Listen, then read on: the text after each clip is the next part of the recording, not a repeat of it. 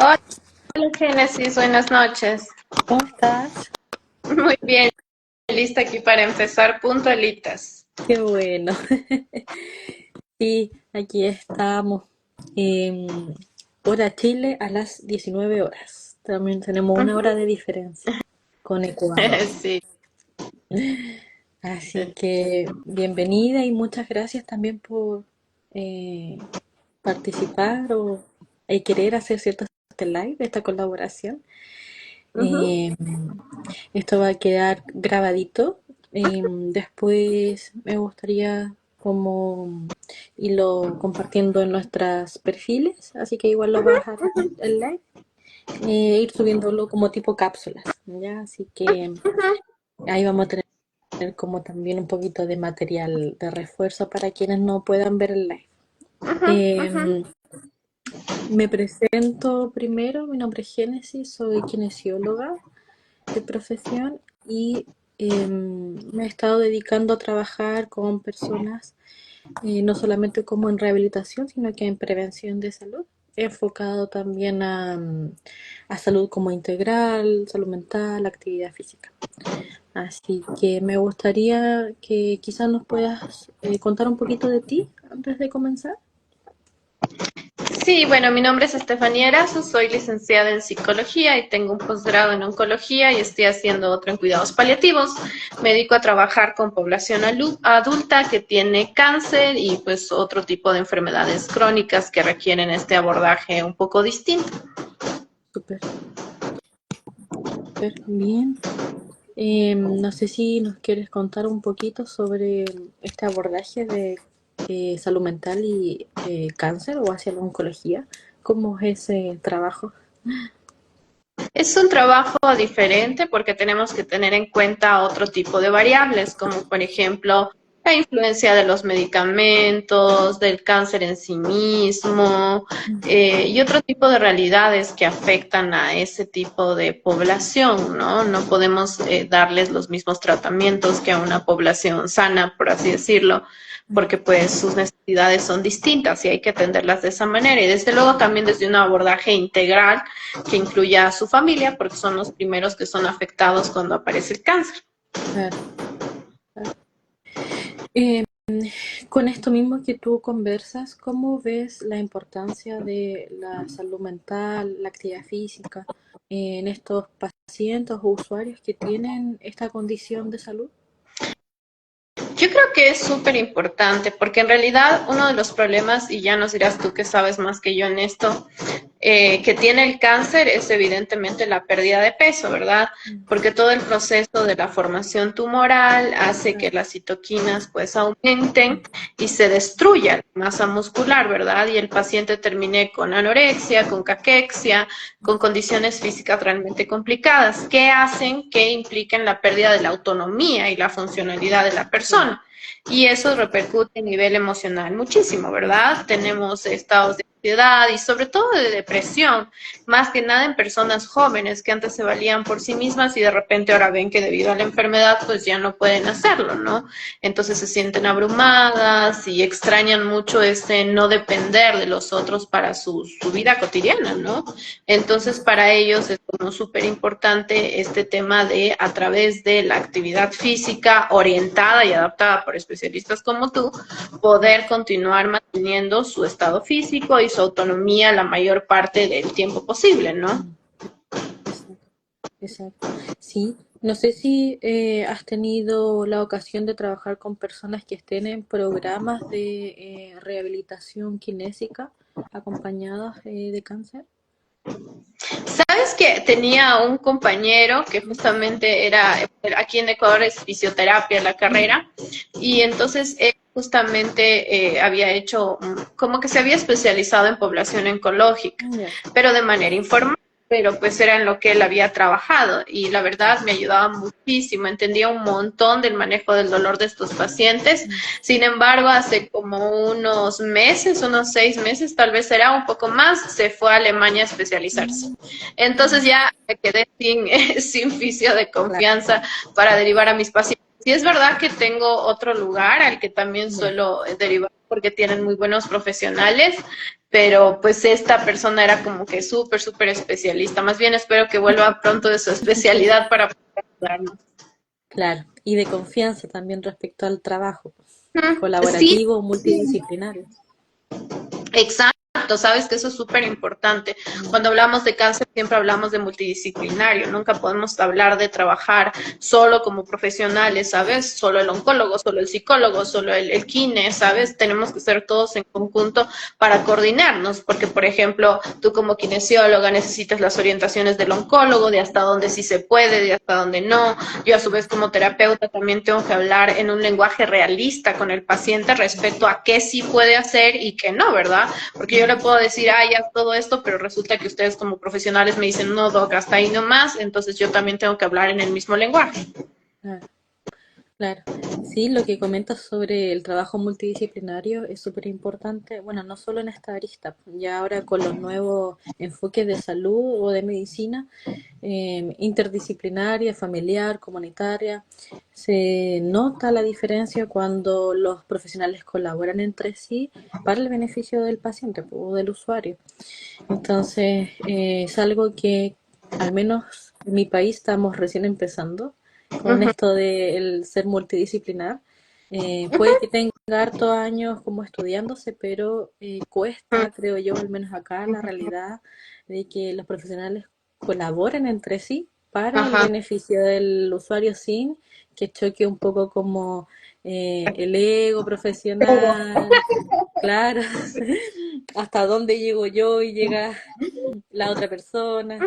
Sí, es complicado trabajar en equipo en realidad, en general, pues, pero más en una condición de salud donde generalmente los pronósticos son desfavorables. Ujú. Sí, no, y más que nada, como dices, hay mucho este tema del ego médico, lamentablemente, ¿no? Como Mm. dices, nos vamos chocando y entonces es como que no nos ponemos de acuerdo, Mm. o sobre todo, ¿sabes? Hay como, yo creo, una diferenciación entre los médicos con sus especialidades y los que somos terapeutas, ¿sabes? Claro, Como que tal vez ahí es donde más choca, es como que, nosotros médicos como que muy arriba y de pronto a los terapeutas de todas las áreas nos ven como un poquito más abajo. exacto. Y es luchar contra eso, ¿sabes? Pero sobre todo creo que con el profesionalismo, apegándonos a los métodos científicos y siendo muy objetivos, presentando informes muy técnicos, podemos lograr esa conexión, ¿no? Y estar como quien dice, todos a la misma altura, por así llamarlo. Exacto. Sí, es súper importante, sobre todo para el bienestar del usuario, para su propia salud mental, porque cuando hablamos de cuidados paliativos también nos enfrentamos a un desgaste emocional no solo de la familia, del usuario, el paciente, sino que del terapeuta.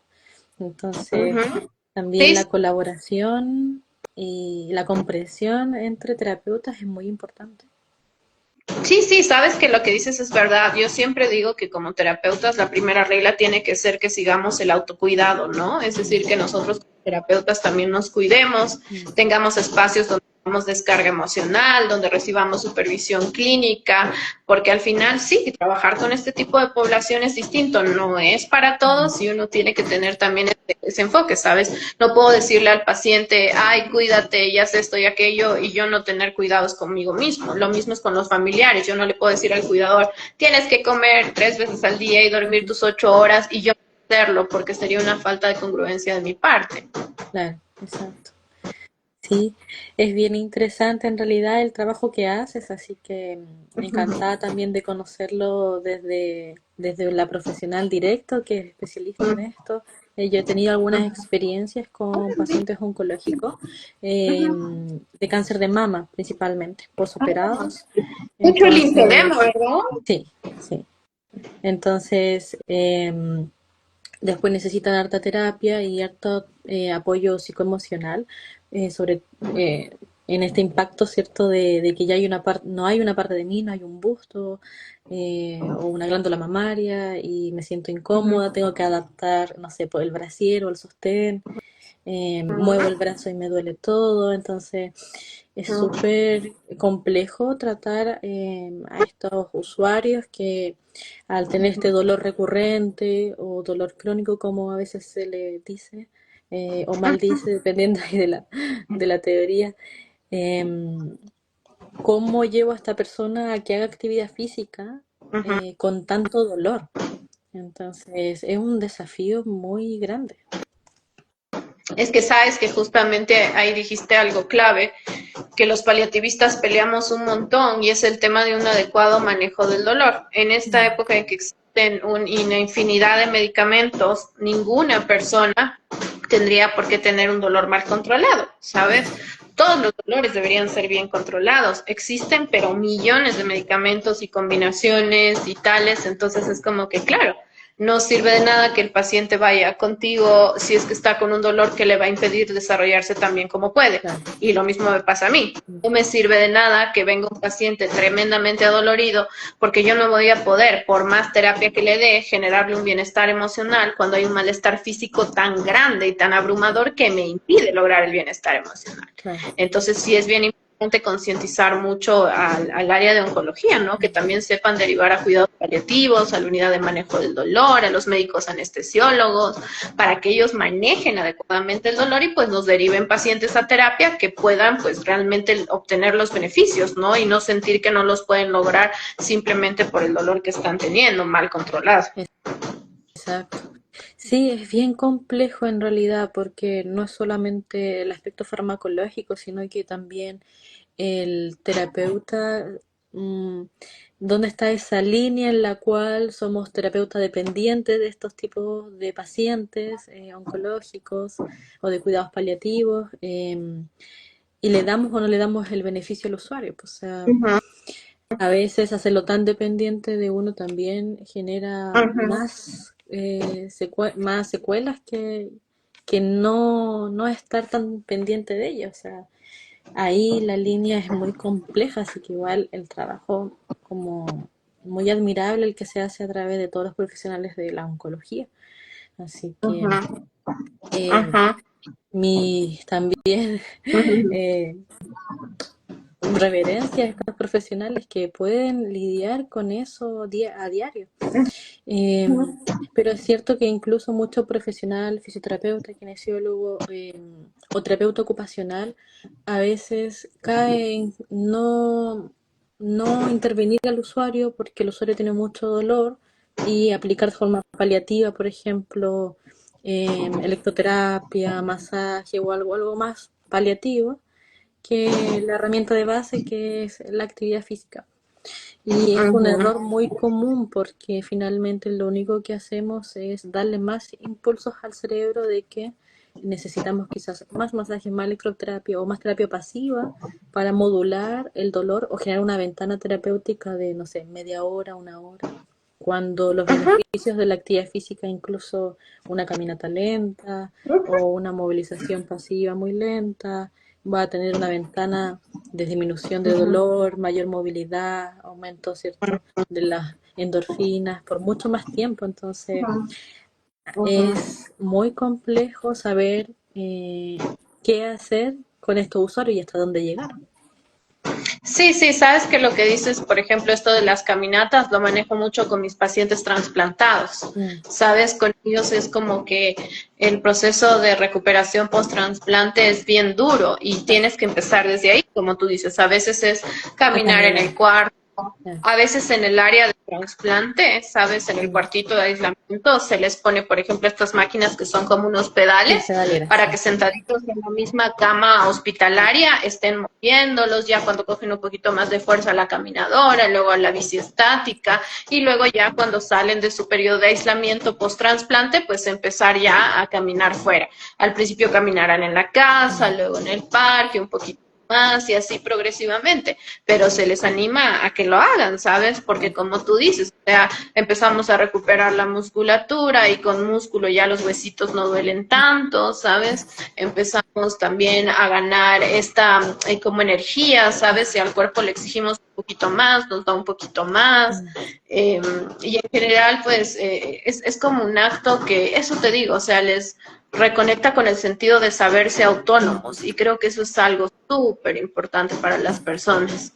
Sí, mira, lo que comentas es algo muy, muy lindo quizás a conversar, a investigar, que es esa sensación de independencia que debe recuperar un adulto, porque Uh -huh, de estar en cama, de empezar a hacer movilidad en cama, de tener uh una -huh, fatiga extremadamente alta, a uh poder -huh, empezar a sentarse recién o caminar, uh es -huh. como una involución total a cuando éramos bebés. Entonces, esa independencia eh, que van logrando o que van recuperando es muy importante.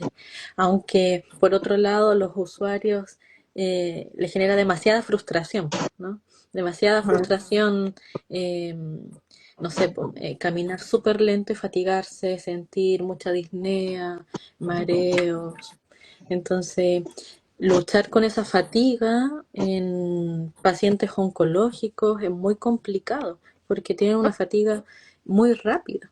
Entonces, la dosificación del ejercicio es súper importante y yo creo que acá, en este punto, es donde muchos kinesiólogos o fisioterapeutas a veces fallamos, que es como la dosificación del ejercicio en pacientes oncológicos.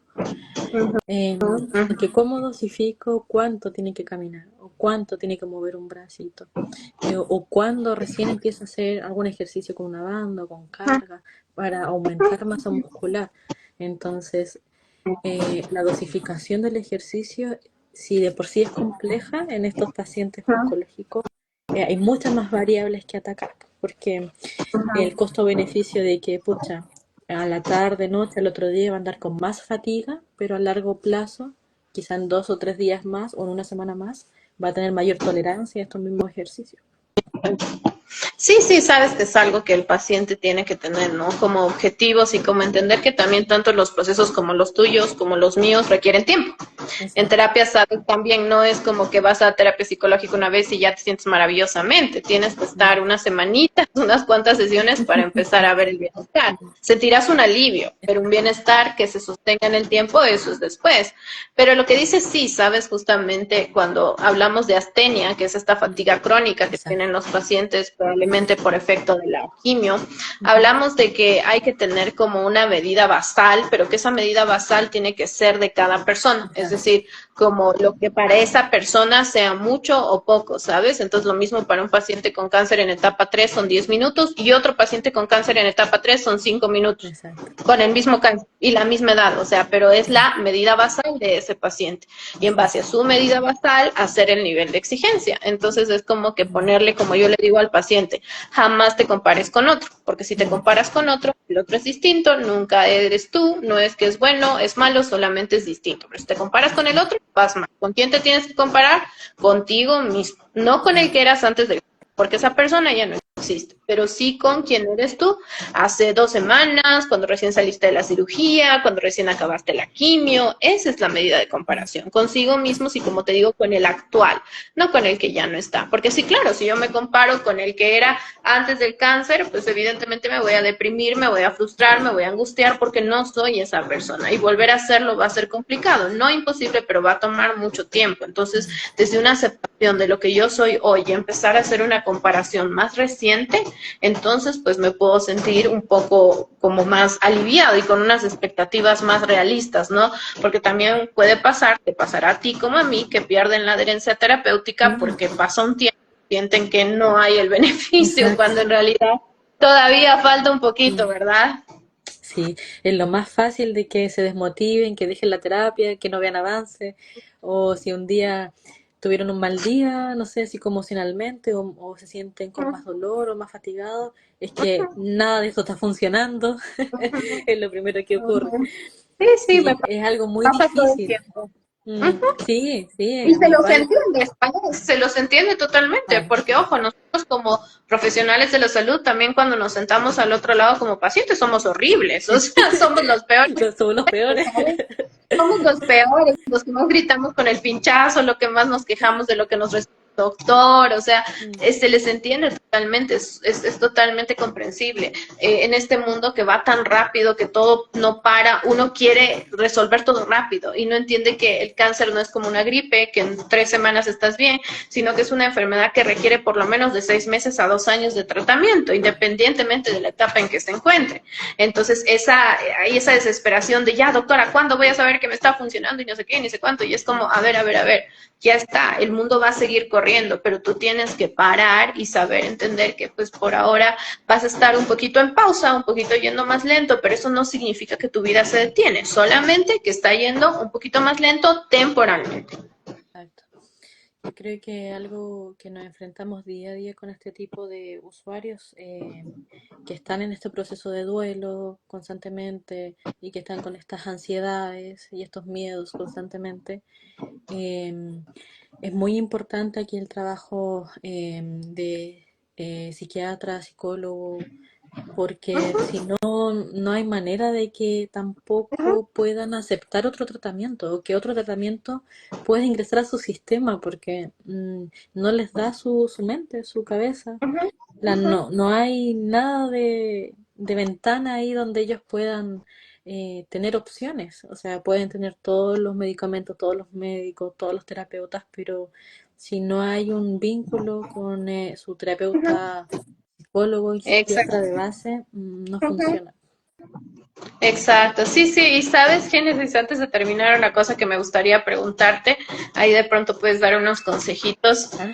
¿Cómo ayudar a los cuidadores? ¿Sabes de Mm, pronto qué medidas pueden ser preventivas? Porque tú sabes que ellos muchas veces en mm, pacientes dependientes, sobre todo, los tienen que cargar, mm, tienen que alzarlos, moverlos de un lado para el otro y son los primeros que terminan ujú, físicamente bastante mal y que deben acudir donde ti tanto como claro, los mismos, hasta más que los pacientes con hasta cáncer, más. ¿sabes? Mm.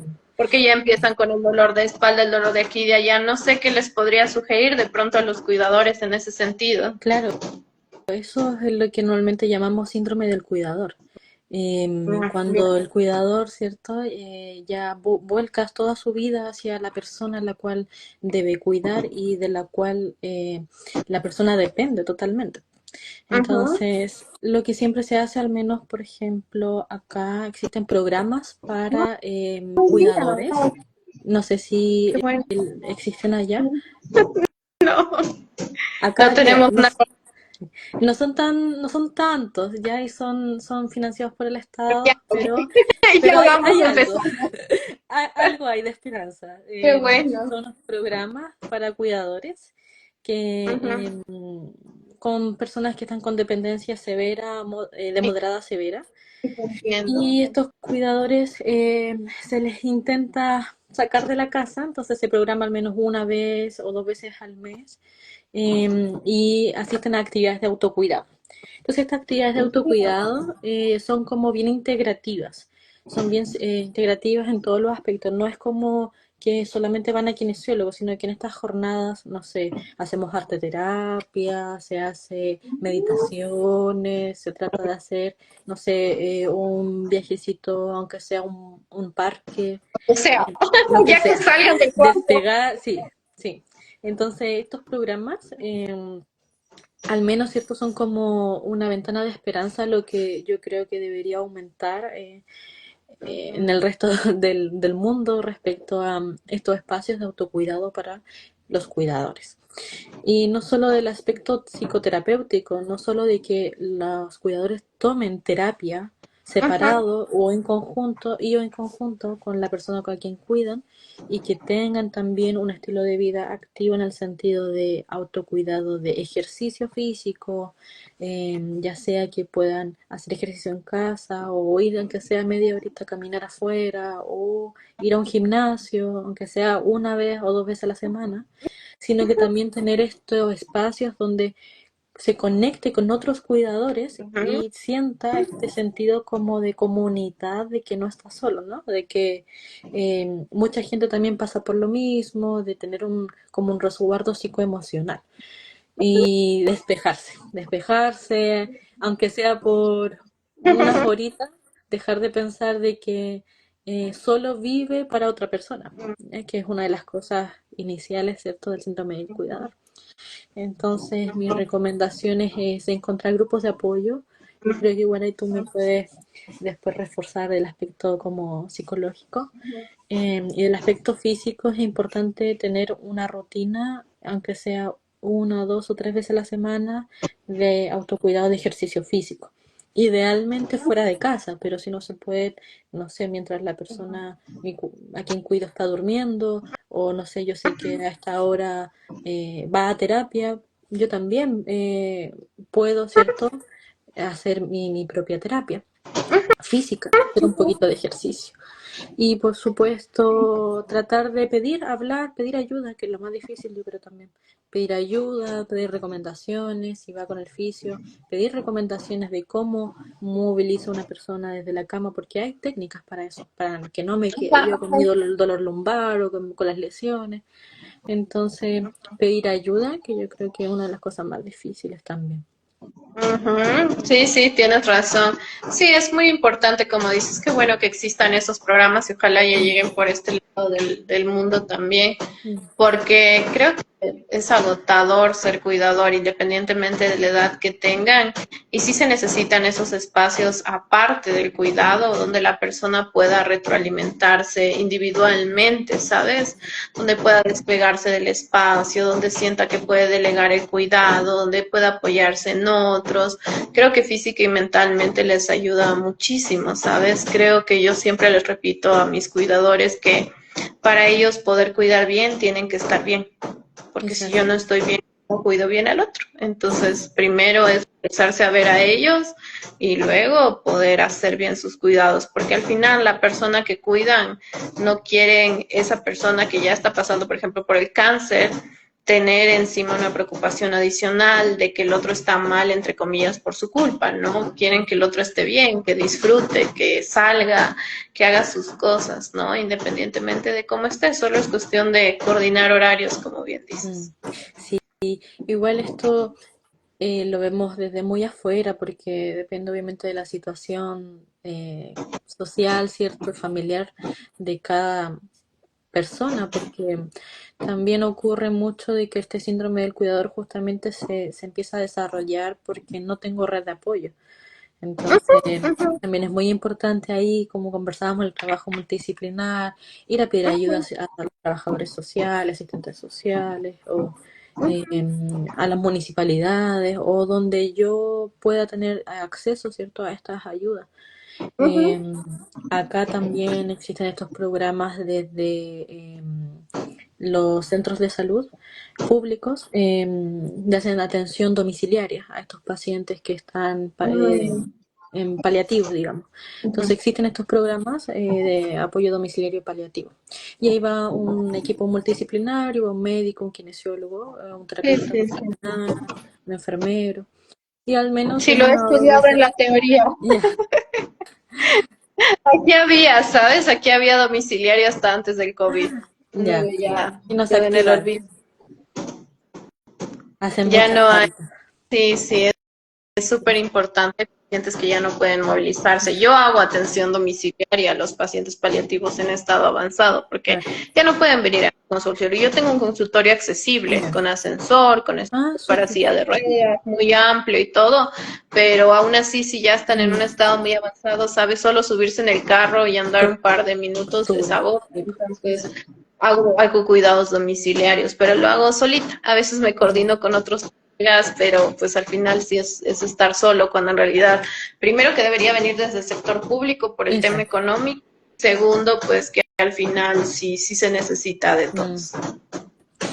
Sí, quizás también como profesionales nos queda ser pioneros en estos programas, en tratar de implementarlos o de buscar proyectos para dar un poquito más de soporte a estas necesidades que vemos, po.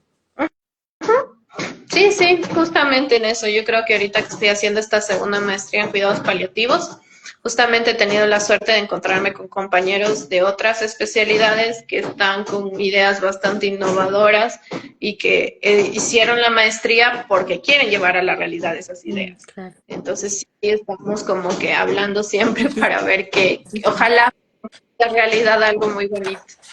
Exacto. Sí, así que no sé si nos quieres dejar alguna recomendación a los profesionales o a las personas que padecen de cáncer respecto a su cuidado de salud mental. Yo creo que, a ver, el cáncer es un proceso que inevitablemente va a traer emociones negativas como la ira, Ujú. la tristeza, la desesperanza. Y creo que el primer paso es aceptar que es normal sentir emociones negativas y que está bien sentirlas, no pasa nada, no va a crecer más el tumor, no te va a ir peor.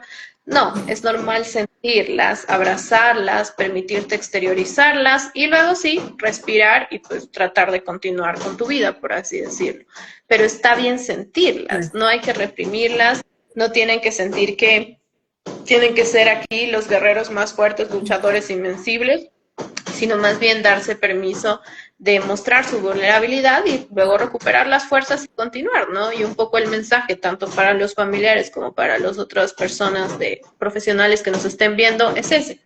No esperemos que el paciente con cáncer siempre esté saltando en un pie súper feliz y alegre como muestra en algunas redes sociales, ¿no? Mm. Esperemos que tenga también días malos, días tristes, días ansiosos y que sea normal, porque es que está viviendo una enfermedad bastante compleja, ¿no? Y que les permitamos externalizar eso y luego sí, recuperar su motivación y volver a sentirse bien, pero hay que darles permiso, porque muchos se aguantan eso, pues ahí es donde luego llegan con cuadros emocionales tan complejos. Exacto. Súper. Muchas gracias por tu tiempo, por tu experiencia y conocimientos, por esta conversación que a veces creo que hace falta también entre profesionales y Ujú. es muy bueno compartir experiencias también. ¿Por qué no, por ejemplo, ahora que estamos en redes sociales por diferentes partes del mundo, donde quizá puedo tomar algunas ideas que me puedan ayudar también a mi proceso terapéutico de rehabilitación? Así que también te agradezco mucho por esto. Muchas gracias también a ti, Génesis, y a todos los que nos pudieron ver ahorita en directo o en diferido. Esperamos haberles aportado y pues ya encontraremos otra excusa para volver a reunirnos. Claro que sí. Un beso, Que tengan cuídate. buena noche. Otro, Igual, chao, chao. Carlos. Chao, Bye. chao. Vamos a finalizar entonces. Muchas gracias a todos.